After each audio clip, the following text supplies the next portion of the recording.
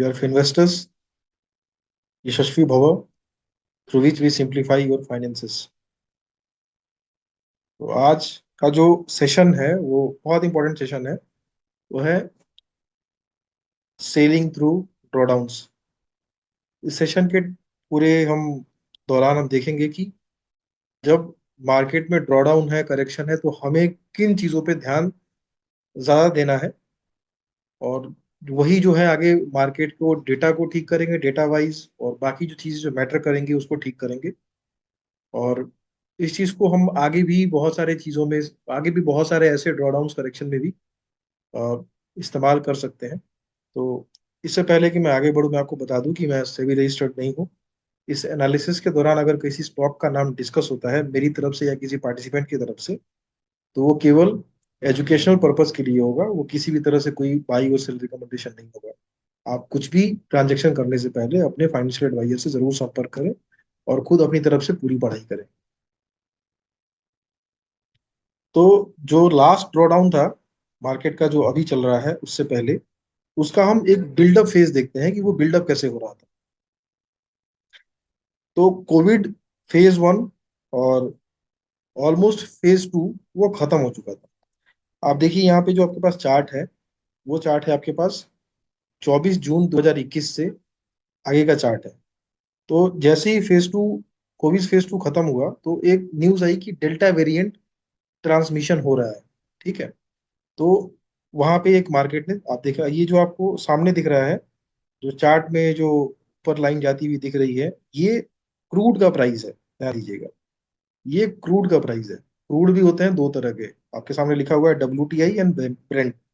WTI जो है इनके प्रोड्यूसर होते हैं US, और ब्रेंट क्रूड जो है इनके UK और सारी कंट्रीज होती हैं। दोनों में फर्क ये होता है कि WTI क्रूड जो होता है वो हल्का होता है, ब्रेंट क्रूड थोड़ा सा डेंस होता है और थोड़ा सल्फर कंटेंट ज्यादा होता है। तो ब्रेंट क्रूड हमेशा WTI क्रूड से थोड़ा ऊपर चलता है, जैसा कि आप चार्ट में भी देख रहे हैं।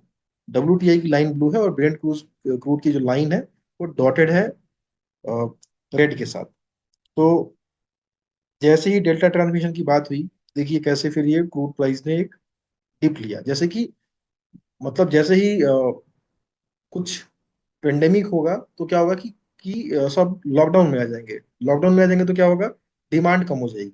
डिमांड कम हो जाएगी तो प्राइस गिर जाएगा, मतलब इकोनॉमिक एक्टिविटी कम हो जाएगी तो प्राइस गिर जाएगा। तो आप कहाँ से देख रहे हैं, हमने स्टार्ट कहाँ से किया, June 24 से हमने स्टार्ट, June 21 से स्टार्ट किया है।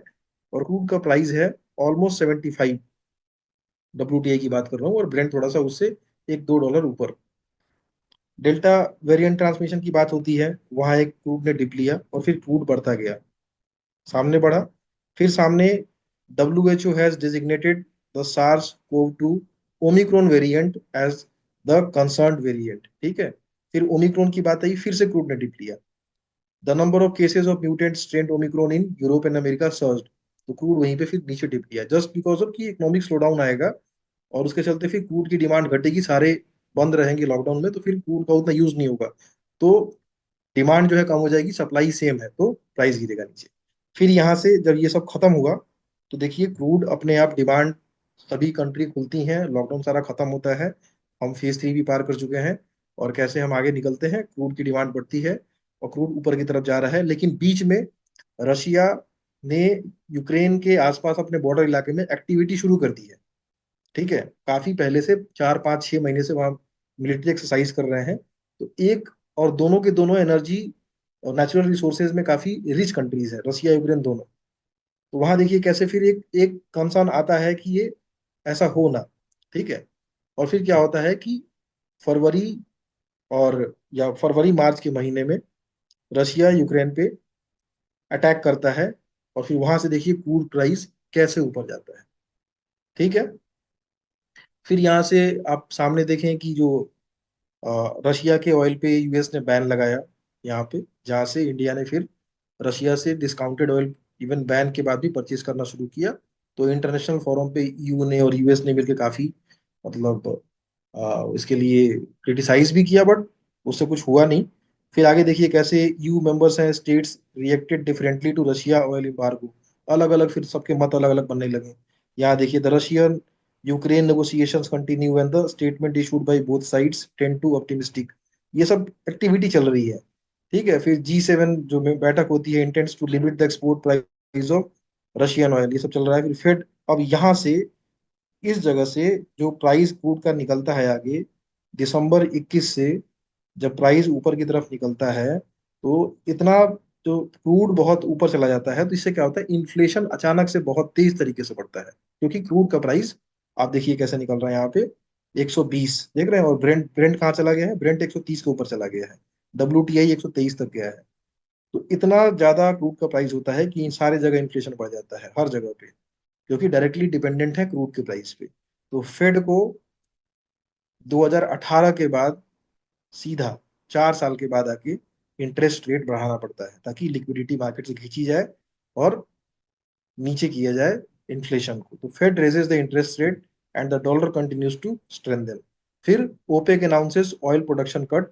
यहाँ पे लास्ट में आप देख रहे हैं डिप को थोड़ा संभालने के लिए, कि प्रोडक्शन अगर ओपेक कम करेगा तो क्रूड का प्राइस फिर से रिवाइव होगा। तो जैसे ही फेड ने यहाँ पे लगाया है और रशियन एक्सपोर्ट को जो G7 ने जो लिमिट किया है, उसके बाद से जो है आप देखिए क्रूड का प्राइस फिर स्टेबल होना शुरू हुआ है। तो ये प्रॉपर एक चार्ट है, कैसे इन्फ्लेशन बढ़ा था और फिर इस चीज पे मार्केट ने रिएक्ट कैसे किया। आप ये डेट याद रखिएगा, जून 21 से हमने स्टार्ट किया है, और ये पूरा चार्ट है अक्टूबर 22 तक का, पूरा पीरियड है क्रूड के प्राइस का बढ़ना और इन्फ्लेशन पूरे वर्ल्ड वाइड बढ़ना। और इन्फ्लेशन के चलते फिर फेड का इंटरेस्ट रेट रेज करना। और उसके बाद, क्योंकि हम कोविड से निकले थे, कोविड में इंटरेस्ट रेट बहुत नहीं रख सकते थे, कोविड के चलते इंटरेस्ट रेट काफी नीचे थे, ताकि लोग पैसे कैसे भी करके खर्च करें, ताकि कंजम्पशन एटलीस्ट कम से कम बरकरार रहे। लेकिन क्रूड इतना ऊपर चला गया कि फिर उसको वो रिलेवेंट नहीं लगा, बहुत ही ज्यादा दिक्कत हो रही थी, इन्फ्लेशन को कंट्रोल में रहना जरूरी था। तो ये आप डेटा याद कीजिए, जून 21 से हम अक्टूबर 22 की बात करेंगे, ये पूरा का ड्रॉ डाउन आपको यहीं पे दिखेगा। अब आते हैं फेड ने क्या किया उस टाइम पे, जब ये इन्फ्लेशन, हमने पढ़ा कि फेड ने इन्फ्लेशन बढ़ाया, इन्फ्लेशन बढ़ा तो उसको रेट कट किया इन्फ्लेशन को कंट्रोल करने के लिए। तो हुआ क्या था, देखिए यहाँ पे। तो मार्च 22 में रेट जो था वहां पे नहीं था, जीरो रेट था, कुछ भी रेट नहीं था, क्योंकि हटा दिया था इंटरेस्ट रेट, ताकि लिक्विडिटी बनी रहे। तो कुछ 4-5 साल के बाद रेट कट स्टार्ट किया, रेट हाइक स्टार्ट किया फेड ने 16 मार्च 22 को, और +25 बिप्स का रेट बढ़ाया, और टारगेट रेंज रखा आपने 0.25 से 0.5 के बीच में रखेंगे। फिर 2 महीने बाद फिर से 50 बिप्स का। फिर देखिए कितना एग्रेसिव रेट रेज हुआ है, 70, 75, 75, 75, 75, 75 बिप्स के 4 रेट हाइक हुए हैं कंटिन्यूअसली। क्योंकि आप उसके बगल में इन्फ्लेशन रेट देखिए, इन्फ्लेशन कहाँ पहुंच गया था, 8.5%, 8.5% इन्फ्लेशन पहुंच गया था, यूएस का इन्फ्लेशन, जो कि मतलब वहां पे इन्फ्लेशन का टारगेट रहता है 2 से कम रखना, गवर्नमेंट का टारगेट है 2 से कम रखना, जो कि अभी भी जो जनवरी में जो डेटा आया है वो 2.9 है, अब 8.5 हो गया था इन्फ्लेशन रेट। तो देखिए कैसे यहाँ पे रेट बढ़ा के फिर इन्फ्लेशन को कंट्रोल कैसे किया गया, आपको दिख रहा है रेट बढ़ रहा है। और जब सेकेंड रेट आप हाइक देखिए, 50 बिप्स का बढ़ाया गया, फिर भी इन्फ्लेशन कंट्रोल ना होकर 9.1 गया, तो वहां से एग्रेसिव रेट बढ़ाना शुरू हुआ 75 बिप्स का, तब जाके इन्फ्लेशन कंट्रोल होता है। सामने नोट्स लिखे हुए हैं, कुछ अगर एक्स्ट्रा डेटा है तो आप पढ़ सकते हैं इसमें। और जब ये जुलाई 23 में 3.2 पहुंचता है, ठीक है, और इनका फेड का जो रेट है, जैसे हमारे यहाँ रेपो रेट चलता है, इनके पास फेड का टारगेट रेंज रखते हैं, हमारा रेपो रेट जैसा है ना, उनका ही ऐसे ये रेंज कहाँ तक पहुंचा है वहां तक ये रेट देखिए आप। इन सभी बिप्स को जोड़ेंगे ना, सारे बेसिस पॉइंट को जोड़ेंगे, तो ये वाला वैल्यू आएगा, ये 5.25, 5.5 का रेंज आएगा। तो यहाँ पे आने के बाद जब इन्फ्लेशन का 3.2 आता है, तब बोलते हैं यहाँ से हम रेट को घटा सकते हैं। तो फिर 18 सितंबर 24 को पहला रेट कट होता है फेड की तरफ से, और उसके बाद से लगातार रेट कट हो रहा है। जो आखिरी रेट कट हुआ था, 25 बिप्स का रेट कट तो किया, लेकिन जो कमेंट्री थी जेरोम पावेल की, उनकी क्या थी, कि आप देखिए यहाँ पे सितंबर में और नवंबर में फिर से इंटरेस्ट रेट बढ़ता हुआ दिखा, 2.6 से 2.7 एंड 2.9। रेट कट किया लेकिन स्टांस क्या रखा, हॉकिश, हम पढ़ चुके हैं ना, हॉकिश स्टांस, डोविश स्टांस और एकोमोडेटिव स्टांस, और एक न्यूट्रल भी होता है। तो यहाँ पे इंटरेस्ट रेट फिर से बढ़ता हुआ दिखा, इसलिए बोला कि आगे के रेट कट की संभावना उतनी नहीं रहेगी, क्योंकि इन्फ्लेशन फिर से बढ़ता हुआ दिख रहा है। लेकिन बढ़ाया भी जा सकता है अगर इससे ज्यादा बढ़ता हुआ दिखा इन्फ्लेशन, तो स्टांस हॉकिश रखा, हालांकि रेट कट किया।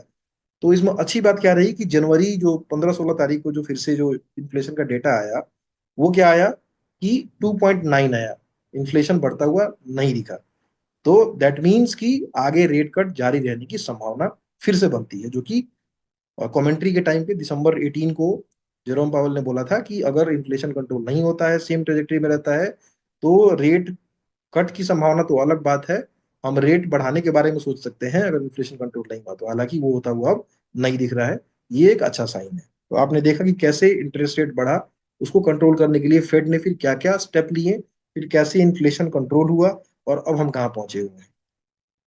इस टाइम पे फिर आरबीआई ने क्या किया, तो आरबीआई ने जो पहली बार जब बैठक हुई फेड की, उन्होंने रेट बढ़ाया। तो आरबीआई ने रेट उसके बाद जो मीटिंग हुई नहीं बढ़ाया। क्या किया इन्होंने, आप देखें यहाँ पे 0 बिप्स है, 0 बिप्स नहीं बढ़ाया। लेकिन फिर इन्फ्लेशन 7% से बढ़ के फिर 7.8 जब रिपोर्ट होता है अप्रैल का इन्फ्लेशन, मई के फर्स्ट वीक में, तब अनशेड्यूल मीटिंग करनी पड़ी, एक मीटिंग तुरंत करनी पड़ी रेट रेट बढ़ाने के लिए। हमने ये सोचा उस टाइम पे कि हम अलग हैं, हमारा इन्फ्लेशन उतना नहीं है जितना यूएस का है। यूएस का इन्फ्लेशन 8 से ऊपर था, हम 7 थे, तो हमने सोचा कि हम उतने नहीं हैं, तो हम अभी छोड़ देते हैं। लेकिन जैसे ही अगला डेटा आया 7.8, तो हमने अनशेड्यूल हाई किया इन्फ्लेशन को एड्रेस करने के लिए। और उसके बाद से हमने लगातार 40 बिप्स, 50 बिप्स, 50 बिप्स करके और रेट हमने बढ़ाए हैं। जून से हमने रेट बढ़ाना बंद कर दिया है, यानी इससे पहले कि फेड रेट कट करना स्टार्ट करता, उससे पहले फेड ने सितंबर से स्टार्ट किया रेट कट करना, लेकिन उससे पहले वो रेट बढ़ा रहा था। हम जब रेट बढ़ा ही रहा था, तभी हमने जून में ही रेट बढ़ाना बंद कर दिया था। लेकिन सितंबर में फेड ने रेट काटना शुरू किया है और हमने काटना शुरू नहीं किया है, बिकॉज हमारा अभी जो इन्फ्लेशन है वो है 5.2, लास्ट रिपोर्टेड दिसंबर का। हमारा टारगेट है 5 से कम रखने का। ठीक है, 5.2 है। इवन आगे जाके हम 4 से भी कम रखने के बारे में बात करने की सोच रहे हैं। तो रेपो रेट जो है आप यहाँ पे सामने देख रहे हैं 6.5 है, और यहाँ पे इन्फ्लेशन है 5.2 दिसंबर में, जो कि बीच में एक बार अक्टूबर में 6.2 हो गया था, बीच में बढ़ के। इसलिए रेट कट किया नहीं आरबीआई, कि फिर से इन्फ्लेशन बढ़ता दिख रहा है तो छोड़ दिया इस बार, आगे देखते हैं क्या होता है। तो आरबीआई का ये स्टांस रहा। तो आपको दिख रहा है कितनी सिमिलरिटी है फेडरल बैंक में और अपने सेंट्रल बैंक में, उनके एक्शंस में कितनी सिमिलरिटी है, और ये हमेशा रहेगी। थोड़ा बहुत ऊपर नीचे हो सकता है, बट मोर और लेस ऐसा रहेगा। अब आते हैं, जब ये सब चीजें हो रही थी, इन्फ्लेशन बढ़ रहा था, क्रूड बढ़ रहा था, ठीक है, तो फिर मार्केट क्या कर रहा था उस टाइम पे, तो करेक्शन फेज कैसे चला हम वो देखते हैं। तो देखिए सितंबर 21, डॉलर इंडेक्स 94 पे था, क्रूड 74 का था, ये WTI का प्राइस है, 74 का था। यूएस का इन्फ्लेशन 5.4, इंडिया का इन्फ्लेशन 4.3, और निफ्टी 50 का उस मंथ का हाईएस्ट लेवल क्या था, 17,947। सितंबर 21 की बात हो रही है, निफ्टी का पी था उस समय 26.74। अक्टूबर में देखिए फिर क्या होता है। अक्टूबर में same dollar index, same crude में थोड़ा सा हाइक होता है, और इन्फ्लेशन यूएस का बढ़ता दिखता है, इंडिया का भी बढ़ता दिखता है, और हम 18,604 का एक लेवल अचीव करते हैं, जो कि उस टाइम का हाईएस्ट लेवल था। निफ्टी ऑल टाइम हाई बनती है, निफ्टी का पी रहता है 27.29। नवंबर में आते हैं, डेटा में कोई खास चीज नहीं है, यूएस इन्फ्लेशन और इंडिया इन्फ्लेशन बढ़ते हैं, मतलब बढ़ते ट्रेजेक्टरी में दिखते हैं, आपको सामने दिख रहा है। और वहां से अभी लग नहीं रहा था कि करेक्शन है, क्योंकि ऑलमोस्ट इंडेक्स उसी के आसपास है। ठीक है, दिसंबर में वो इन्फ्लेशन और बढ़ता है, वो 6.8 और 4.9 बढ़ के अब 7.0 एंड 5.7 होता है। फिर वो और बढ़ता है 7.5, 6, 7.9, 6.1, आगे 8.5, 6.9। यहां तक आप देख रहे हैं रैपिडली इन्फ्लेशन बढ़ते चलता है पूरे एकदम खतरनाक तरीके से। ठीक है। मार्च 22 में 8.5 यूएस का इन्फ्लेशन, इंडिया का इन्फ्लेशन 6.9। ठीक है। और आप देखिए यहाँ पे निफ्टी अभी वहां पे वो होल्ड कर रहा है वहां पे। ठीक है, 18,000 के लेवल पे होल्ड कर रहा है। और उसके बाद से आप देखिए डॉलर इंडेक्स के नंबर पे ध्यान दीजिए। आप वहां पे देख रहे हैं कि मार्च अप्रैल में अटैक हो गया रशिया यूक्रेन पे। मार्च अप्रैल 22 की बात है, यहाँ पे अटैक होता है। यहाँ तक इन्फ्लेशन तो बढ़ता हुआ दिख रहा है। यहाँ तक मार्केट रिएक्ट नहीं कर रहा है, बिल्कुल रिएक्ट नहीं कर रहा है। जैसे ही रशिया अटैक करता है यूक्रेन पे, क्रूड के प्राइस देखिए। ये क्रूड के प्राइस देखिए आप। वैसे पहले से बढ़ना शुरू हो गया था क्योंकि बिल्डअप शुरू हो गया था उनके बॉर्डर्स पे, लेकिन उसके बाद से एकदम रैपिड हाइक होता है, 100 क्रॉस करता है। इन्फ्लेशन का डेटा देखिए, इंडिया का इन्फ्लेशन 7.8। जून आते आते आप देखिए कहाँ पहुंच गया, 9.1 यूएस का इन्फ्लेशन, इंडिया 7। और क्रूड प्राइस 114। और यहाँ पे डॉलर इंडेक्स 104। और जून में बनाता है निफ्टी अपना बॉटम, ये बॉटम है 15,927। 19 जून को बॉटम बनता है, पी हो जाती है 19.54। उससे पहले ये करेक्शन आपको सामने दिख रहा है। ठीक है।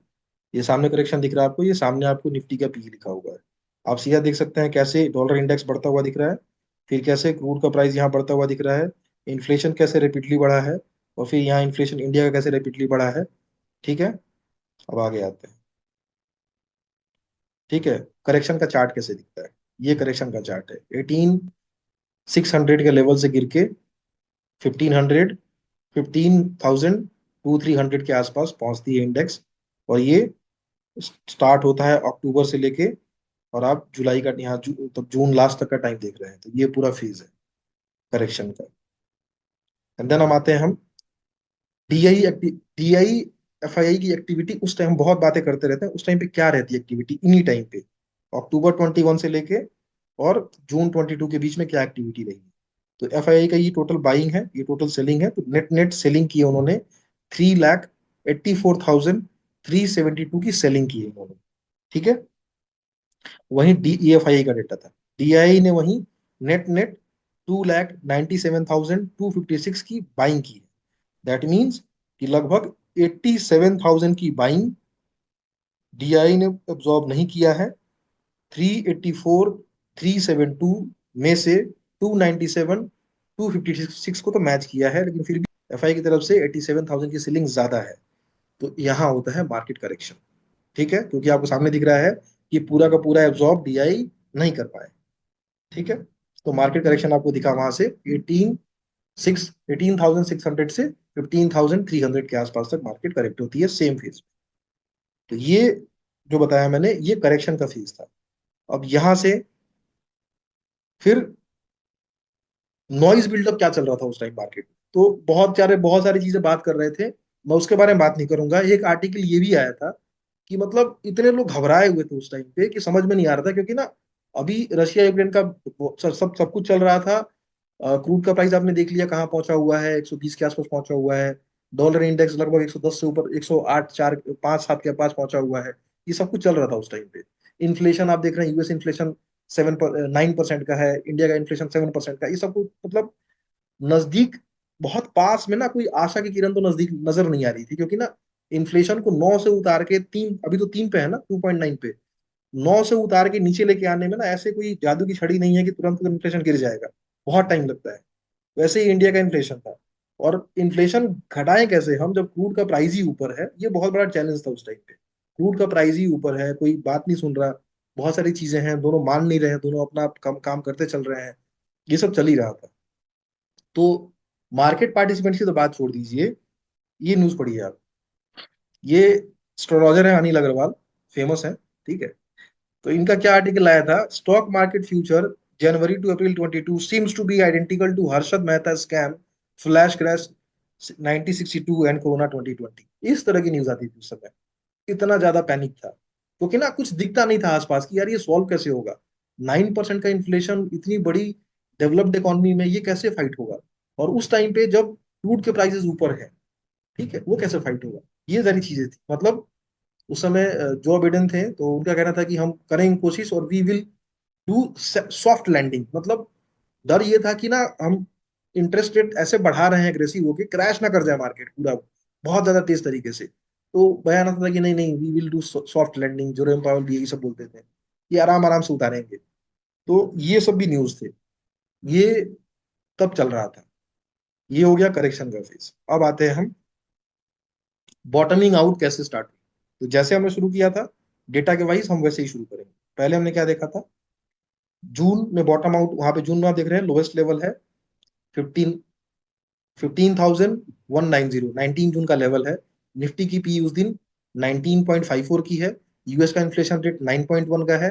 इंडिया का इन्फ्लेशन रेट 7 का है। डॉलर इंडेक्स 104 का है। क्रूड प्राइस 114 का है। देख लिया आपने? ठीक है।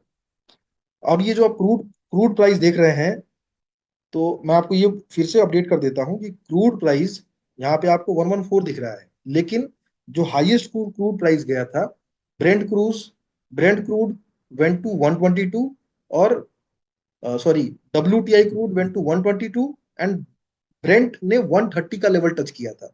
वो वहां पे वो 114 दिख रहा है, वो एवरेज लेवल है वहां पे। ठीक है। तो 130 के प्राइस को टच करके जून में वो नीचे आई थी। तो वो मंथ के आखिरी जो रिकॉर्डिंग है ना, वहां का रिकॉर्डेड डेटा है। तो जिस टाइम पे क्रूड का प्राइस ने टॉप बनाया, उस टाइम पे निफ्टी 50 ने बॉटम बनाया। और बॉटम है कि नहीं पता नहीं होता किसी को, क्योंकि 19 जून 22 को 15,190 का एक लेवल हुआ। वहां से मंथ के लास्ट क्लोजिंग पहुंचते पहुंचते वो 15,927 पे पहुंच गई, हाईएस्ट लेवल पे। ये हुआ था। ये होने के बाद भी डॉलर इंडेक्स बढ़ता दिखा, और वो 113.3 तक टच करके गया। ठीक है। क्रूड वहां से हालांकि नॉर्मलाइज होगा, तो हालांकि डॉलर स्ट्रेंथ होता रहा। ठीक है। तो उसके चलते जो यूएस की इकोनॉमी थी, यूएस का इन्फ्लेशन रेट था, आप देखिए, और इंटरेस्ट रेट तो बढ़ा रखा है। आपको जो मैंने पहला चार्ट दिखाया था कैसे 75 पिप्स का इंटरेस्ट रेट बढ़ा बढ़ा के वो इन्फ्लेशन को नीचे उतार रहे थे। तो आप देखिए सेम जून से इन्फ्लेशन नीचे की तरफ दिख रहा है आपको, यूएस का भी और इंडिया का भी इन्फ्लेशन जो है लगभग वहां पे स्ट्रगल करता दिख रहा है। 7.0, 6.7, 7.0, 7.4, उसके बाद से नीचे उतरता हुआ दिख रहा है। ठीक है। क्योंकि हमने रेट ये पहली बार में नहीं बढ़ाया था, हमने एक एक अनशेड्यूल मीटिंग करके रेट बढ़ाया था तुरंत, क्योंकि हमें लगा कि इन्फ्लेशन जो है हमारा कम है यूएस से, तो अभी नहीं करते बाद में करेंगे, बट हमें तुरंत करना पड़ा था अगले महीने। तो फिर धीरे धीरे देखिए कैसे नीचे आता है क्रूड का प्राइस। डॉलर इंडेक्स जाके अक्टूबर 22 में जाके हाई मारता है, और वहां से फिर डॉलर इंडेक्स नीचे आता है। और पहले हम सितंबर में टॉप बनाते हैं अपना, जो कि जून में बॉटम दिखता है। और उसके बाद वापस उस हाई को तोड़ने में हमें लगते हैं 13 महीने लगते हैं। जो हमने हाई बनाया था सितंबर अक्टूबर में, उस हाई को वापस तोड़ने में हमें 13 महीने लगते हैं। और बॉटमिंग आउट से, जहां पे निफ्टी बॉटम होती है, उस बॉटमिंग आउट से हमें वापस तोड़ने में 5 महीने लगते हैं। ठीक है। तो पूरा जो करेक्शन का फेज था, जहां से करेक्ट हुई निफ्टी टॉप से, और वापस उस टॉप को तोड़ने में 13 महीने लगे। बॉटम प्राइस टच करके वापस हाई बनाने में 5 महीने लगे। और उसके बगल में निफ्टी की पी उस टाइम पे क्या चल रही थी, सामने सामने एकदम आपके लिखा हुआ है। और आप देखिए कि जब वहां पे जब नवंबर 22 में जब निफ्टी अपना वापस ऑल टाइम हाई बनाती है, तो फिर से एक बार एक स्ट्रगल आपको दिखता है वहां पे। निफ्टी वहां पे एक बॉटम मतलब एक बेस बनाती है 18,000 के लेवल पे, एक प्रॉपर बेस बनाती है। जब भी निफ्टी या कोई भी इंडेक्स जब बहुत आगे चलना शुरू करती है, तो अगर एक प्रॉपर बेस फॉर्मेशन के साथ बने तो ज्यादा अच्छा होता है। तो काफी वक्त उसने 18,000 के लेवल पे निफ्टी ने गुजारा है। और उसके बाद से जुलाई 23 के बाद से 19, 20, 21, 22 करते करते करते करते हम 26 तक पहुंचे। ठीक है। तो मेरे इसका मतलब ये था कि आप देख लें कि पूरा का पूरा साल गुजर गया 17-18 के लेवल के बीच में। और ये मार्केट इतना डायनेमिक है कि यही होता है, एक बार जब तक प्रॉपर बेस फॉर्मेशन नहीं बनेगा, एक बढ़िया से एक तरफा रन के लिए मार्केट तैयार जनरली नहीं होता है। तो ये हमने देखा कि इन्फ्लेशन कैसे कैसे नीचे आया, डॉलर इंडेक्स और क्रूड कैसे ऊपर जाके वापस नीचे कूल ऑफ हुए, और मार्केट ने फिर कैसे रिजेक्शन लेना शुरू किया। एकदम जहां पे क्रूड टॉप किया है वही मार्केट का बॉटम था, लेकिन डॉलर इंडेक्स उसके बाद भी आगे चलता गया है। मार्केट ने बॉटम पहले बना दिया है, मार्केट ने बॉटम पहले बना, जो हम बोलते हैं ना कि पहले ही डिस्काउंट होता है। तो in respect of dollar index हम देख रहे हैं पहले डिस्काउंट हो गया, बट क्रूड पे डिपेंडेंट फुल्ली था। जब लगा कि क्रूड अब कंट्रोल में आ गया है, थोड़ा कंट्रोल में आ रहा है, तब जाके मार्केट को एक थोड़ा सा सेंस मिला कि नहीं नहीं, अब इससे ज्यादा नीचे जाने की जरूरत नहीं दिखती। ठीक है, इस चीज को अगर हम चार्ट पे देखें, तो ये चार्ट था आपका। तो आपको जो दिख रहा है यहाँ पे, ये यहाँ से करेक्ट होके हम यहाँ आए हैं, और फिर यहाँ टॉप बनाने में हमें ये टाइम लगा है। जो हमें मैंने दिखाया वो इस चार्ट के हिसाब से पूरा कहानी उसका हुआ है। उसके बाद आते हैं कि उस समय जब हम बॉटमिंग आउट होके ऊपर की तरफ जा रहे थे, तब हमारा क्या था, डीआई और एफआई का एक्टिविटी क्या था। पहले में क्या देखा, जब निफ्टी ने जब नीचे की तरफ बॉटम हुआ तो क्या देखा हमने, कि एफआईआई की पूरी सेलिंग को डीआई एब्जॉर्ब नहीं कर पाई थी। ठीक है, तो मतलब एफआईआई ने डीआई के ऑब्जर्वेशन से ज्यादा सेल किया था, तो नीचे आ गई निफ्टी। यहाँ देखिए क्या हुआ,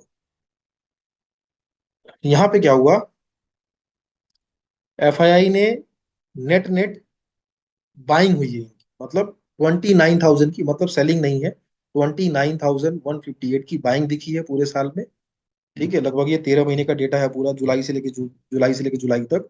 तो ये लगभग एक साल का है। एक उस एक साल में जब निफ्टी बॉटम बना के ऊपर जा रहा था, बॉटमिंग आउट हो रहा था, तो उस समय निफ्टी का एफआईआई का बाइंग था उस पूरे एक साल के दौरान। बहुत सिग्निफिकेंट नहीं था, थोड़ा सा ही था 29,000 का। और डीआई की तरफ से भी बाइंग था, 1,30,000 का नेट नेट बाइंग था। ठीक है, तो ये हेल्प किया कि मार्केट को ऊपर लेके चले। तो इसीलिए ये इंपॉर्टेंट है कि इंस्टीट्यूशंस के हाथों नेट नेट बाइंग होनी चाहिए। इंस्टीट्यूशंस के हाथों नेट नेट बाइंग होनी चाहिए। अगर डीआई ने बेचा, ज्यादा बेचा, उतना एफआईआई नहीं खरीदा, तो भी जनरली मार्केट नीचे आ जाता है। और वाइस वर्सा भी सेम चीज होती है। यहाँ पे आपने क्या देखा कि दोनों तरफ से एटलीस्ट एफआईआई की तरफ से बहुत खरीदारी नहीं हुई है, तो भी थोड़ा बहुत पॉजिटिव में ही उनका परचेज है। ठीक है, और डीआई ने एज यूजुअल परचेज ही किया था, तो इसको इससे हेल्प मिला मार्केट को वापस रिकवर होने में। अब आगे आते हैं, फेड और आरबीआई का रेट का क्या चल रहा था वो हम देखते हैं। ठीक है, और ये हमने देखा अभी तक, ये था जो उस समय का मार्केट करेक्शन हुआ था, तो कैसे वहां से हम आगे निकले हैं। अभी हम आते हैं प्रेजेंट सिनेरियो पे, कि हमारा अभी प्रेजेंट सिनेरियो में क्या चल रहा है। ठीक है, तो फेड की तरफ से जुलाई 23 में आखिरी बार रेट बढ़ाए गए थे। इन्फ्लेशन रेट उस समय 3.2 था। ठीक है, उसके बाद से जो फेड की का जो भी उनका इंटरेस्ट रेट पे जो स्टांस रहा है, वो रेट कट का है। तो सितंबर 24, नवंबर 24, दिसंबर 24 में इन्होंने रेट कट किया है। और लास्ट कमेंट्री जो मैंने आपको बताई विथ हॉकी स्टांस था, कि हम आखिरी 3 बार से देख रहे हैं 2.6, 2.7, 2.9। अगर ये ट्रेजेक्टरी रही, ऊपर निकले हम, तो रेट घटाना छोड़ दीजिए, हम रेट बढ़ाने के बारे में भी सोचेंगे। तो इसको बोलेंगे हम हॉकी स्टांस। तो जो लास्ट डेटा आया है उसमें इंटरेस्ट रेट बढ़ा नहीं, इंटरेस्ट रेट वही रहा जो कि पिछले 3 बार से बढ़ता हुआ दिख रहा था। तो अब हॉकी स्टांस होने की संभावना कम है। कल या परसों उनकी मीटिंग है, वहां जेरोम पावल की कमेंट्री आपको सुननी चाहिए, वो थोड़ी इंपॉर्टेंट होगी। और इसी टाइम पे आरबीआई ने क्या किया हम देखते हैं। तो आरबीआई ने लास्ट रेट हाइक किया था फरवरी 23 में। ठीक है, मतलब मैं जो कह रहा था आपको कि हमने पहले ही बंद कर दिया था रेट बढ़ाना, हमने फरवरी में बंद कर दिया। रेट हमने आखिरी बार फरवरी में बढ़ाया था, और जुलाई में बढ़ाया था रेट आखिरी बार फेड ने। और उसके बाद से फरवरी 23 के बाद से हमने जून, सितंबर और दिसंबर में हमने रेट नहीं बढ़ाए हैं। और जो आप इन्फ्लेशन का डेटा देख रहे हैं 4.8, सितंबर में 5.5, अक्टूबर का मैंने इसमें लिखा नहीं है, बट अक्टूबर में 6.2 था, जो कि दिसंबर में वापस लौट के 5.2 आया है, जो कि अच्छी बात है। ठीक है, और रेपो रेट आपको अनचेंज दिख रहा है चारों बार से। अब करेक्शन का क्या दिखता है हमें, तो ये लेवल्स है।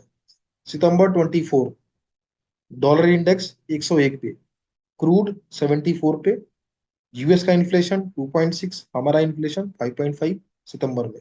निफ्टी का लेवल 26,000, 26,277, और निफ्टी का भी 23.61। ये टॉप था, यही मार्केट का टॉप था। अक्टूबर में हमारा इन्फ्लेशन बढ़ता है 6.2 होता है, जो मैंने बताया पिछली स्लाइड में आपको। हमारा इन्फ्लेशन बढ़ता है डॉलर इंडेक्स वहां से बढ़ता हुआ दिख रहा है। ठीक है, तो आप अक्टूबर नवंबर दिसंबर जनवरी का देखेंगे तो डॉलर इंडेक्स बढ़ता हुआ दिखेगा, क्रूड अंडर कंट्रोल है। ठीक है, यूएस इन्फ्लेशन अंडर कंट्रोल है, इंडिया इन्फ्लेशन अंडर कंट्रोल है। हालांकि जो टारगेट है हमारा उससे ऊपर है, बट अंडर कंट्रोल है। But Nifty in correction mode, 26,277 से 22,978 का बॉटम बना चुकी है, फिलहाल ट्रेड कर रही है 23,092 पे। और निफ्टी की पी बगल में लिखी है 23.61 से, अब ड्रॉप होके आ गई है, आज का पी है 21.1। चार्ट पे देखेंगे तो आपको चार्ट ऐसा दिखेगा, 26,277 से बॉटम जो बना है वो है 22,978 का। अब इस टाइम पे डीआई एफआई की एक्टिविटी क्या चल रही है, इसको हम देखते हैं। तो आप क्या देखेंगे, सितंबर 24 से लेके 23 जनवरी 24 जो कि आखिरी ट्रेडिंग सेशन था, उसमें हम क्या देखेंगे कि एफआईआई ने सेल किया है कितना, 2,33,870 की नेट नेट सेलिंग है। डीआई की बाइंग कितनी है, नेट नेट 2,83,735 की बाइंग है। दैट मीन्स कि अभी भी नेट बाइंग चल रही है, 50,000 की नेट बाइंग है, फिर भी मार्केट 15% नीचे है। तो कौन जिम्मेवार इसमें हो सकता है, आप अपने हिसाब से अंदाजा लगा सकते हैं कि नेट नेट इंस्टीट्यूशनल बाइंग होने के बाद भी मार्केट 15% और ब्रॉडर मार्केट लगभग लगभग 30% क्यों करेक्टेड है।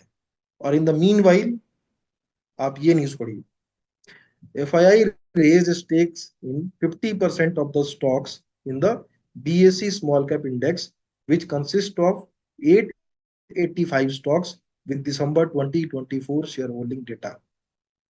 इसका मतलब ये है, जैसे आप देख रहे हैं कि डेली बेसिस पे FII कुछ बाइंग करती है और कुछ सेल करती है। तो फिर जो बाइंग सेलिंग का जो नेट आता है उसको हम बोलते हैं कि सेल हुआ है कि बाइंग हुआ। अगर सेलिंग बाइंग से ज्यादा है तो हम बोलते हैं एफआईआई ने सेल किया है, अगर बाइंग सेलिंग से ज्यादा है तो हम बोलते हैं एफआईआई ने बाई किया है। तो एफआईआई ने सेलिंग तो की है, लेकिन डेटा ये कहता है कि बीएससी स्मॉल कैप इंडेक्स के 50% कंपनियों में एफआईआई ने अपना स्टेक रेज किया है। दैट मीन्स कि जो उनका holding mid and small cap में होगा वहां से पैसे निकालेंगे, क्योंकि उनका मार्केट कैप बहुत ज्यादा है तो पैसे ज्यादा निकलेंगे।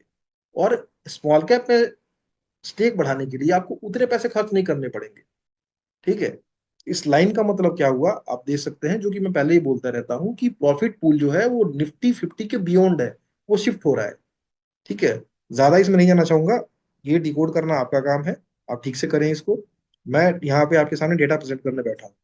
तो इवन इंस्टीट्यूशंस के नेट बाइंग के बाद भी 50,000 की बाइंग ही हुई है अभी, दोनों इंस्टीट्यूशन का नेट निकाले तो, उसके बाद भी ये मार्केट करेक्टेड है 15% से, और बॉर्डर बॉर्डर मार्केट जो करेक्टेड है वो 30% करेक्टेड है। तो इसमें कौन सपोर्ट कर रहा है इसको, इस सेलिंग इस मार्केट को नीचे आने में, you have to figure out. तो इस पूरे चर्चा के दौरान हमने क्या देखा, और एक डेटा जो था जो मैं फिर से एक बार आपको दिखाना चाहूंगा, दैट वाज इस सारे सारे चीजों में इन्फ्लेशन इंडिया का अंडर कंट्रोल, यूएस का inflation under control, crude price under control, dollar index जो कि बढ़ता हुआ दिख रहा था, जो कि अच्छी बात नहीं है, जो कि हमने पहले वाले में भी देखा। तो वो 109.109.96 ऑलमोस्ट 110 को टच करके, अब वो अभी जो है इसी महीने टच हुआ है 11-12 जनवरी को, और अब 107.47 पे ट्रेड कर रहा है, जो कि इवन नवंबर के लेवल से भी नीचे आ गया है। ठीक है, तो और इसी इसी टाइम पे मार्केट ने 22,978 का एक लेवल टच किया है, हालांकि उसी के आसपास ट्रेड कर रहा है 100 पॉइंट ऊपर। अब वो बॉटम है कि बॉटम नहीं है, this market has to decide. तो डेटा के हिसाब से एक जो खराब डेटा लग रहा था डॉलर इंडेक्स का, वो वहां से टॉप आउट होता हुआ फिलहाल दिख रहा है। पता नहीं ये 109.96 को क्रॉस करेगा कि नहीं करेगा, वो मैं नहीं बोल सकता, कोई नहीं बोल सकता। ठीक है, बट ये डेटा के हिसाब से हमारे पास सामने है, निफ्टी की पी भी उसके बगल में लिखी हुई थी, आप देख सकते हैं। तो हमारा टेकअवेज क्या हो सकता है, आज के टाइम पे वैल्यूएशन कंफर्टेबल है, 21.1 का वैल्यूएशन है निफ्टी 50 का। क्रूड प्राइस अंडर कंट्रोल है, गोइंग फॉरवर्ड में कम डाउन। आपने जो डावोस में जो वर्ल्ड इकोनॉमिक फोरम हुआ वहां पे आपने डोनाल्ड ट्रंप को बोलते हुए सुना, ही advocated lower crude price, for growth, और बोला कि ये करना पड़ेगा सबको। ओपेक को बोला कि आप भी क्रूड का प्राइस कम करें, और यूएस भी इवन क्रूड क्रूड प्राइड का क्रूड जो है उसका सप्लाई अपनी तरफ से बढ़ाएगा। तो अब सप्लाई बढ़ेगी तो उससे भी क्रूड प्राइस नीचे आने के चांसेस रहेंगे। क्रूड अभी अंडर कंट्रोल है, आगे और भी नीचे आ सकता है। Dollar index topping out, can't say exactly की टॉपिंग आउट, बट अभी का डेटा देख के लग रहा है कि शायद वो हाई जो था 109.96 का, वो बन गया। अब उसको क्रॉस करेगा नहीं पता, बट फिलहाल देख के लगता है कि अभी नवंबर के नीचे आ गया है। नवंबर का जो मैंने 107.47 में लिखा हुआ है, वो नवंबर मंथ का हाईएस्ट डॉलर इंडेक्स का मार्क है। ठीक है, तो उससे अभी नीचे दिख रहा है वो। तो इट मे पॉसिबल कि ये टॉप आउट हो चुका है। यूएस फेड ऑन रेट का ट्रेजेक्टरी, मतलब ये माहौल रेट हाइक का नहीं है कि जिसके चलते नीचे आए market. RBI may start rate cut soon. Retail panicking, FII selling absorption by DI, जो मैंने दिखाया आपको कि अभी इसके 6-5 महीने के टाइम में, हालांकि एफआई ने सेल किया, बस पूरा का पूरा सेलिंग से ज्यादा खरीदा है डीआई ने। तो नेट नेट अभी 50,000 की बाइंग हुई है इंस्टीट्यूशन की तरफ से, फिर भी मार्केट नीचे है। दैट मीन्स की retail panicking. India still the fastest growing economy आज भी। Q3 FY25 and Q4 FY25 going to be with better earnings in comparison with Q1 and Q2 FY25। उसके बाद इस मार्केट की ये हालत है। तो that's all from my side. Any questions you have, you can ask.